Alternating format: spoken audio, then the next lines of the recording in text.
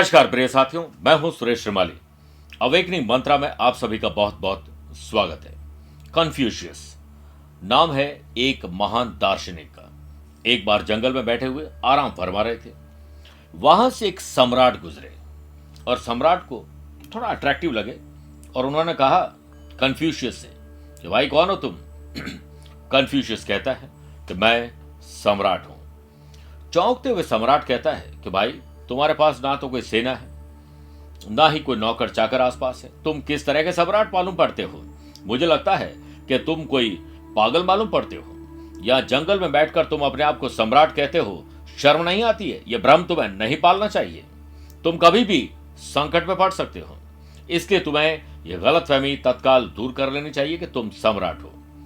Confucius इस पर मुस्कुराते हैं और कहते हैं सेवक उसे चाहिए जो आलसी होता है।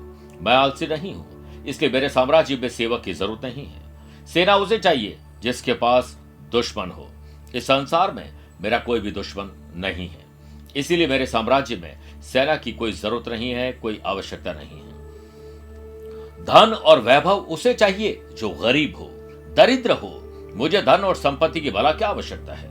यह सब सुनकर सम्राट का सिर झुक गया और उसने अपने व्यवहार के लिए कन्फ्यूशियस से माफी मांगी। क्या सीख मिलती है प्रिय साथियों कि आपको ये नहीं सोचना चाहिए कि दूसरे बड़े लोग हैं, हम खुद को इस सम्राट से कम है क्या?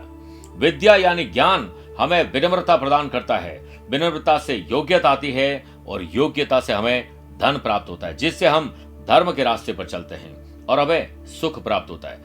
विनम्रता ही सबसे बड़ा धन है। इंसान जितना विनम्र होगा वह उतना ही ऊपर उठेगा। अपने व्यवहार में बदलाव लाएं, विनम्रता को आज ही अपनाएं। आज के लिए इतना ही। प्यार भरा नमस्कार।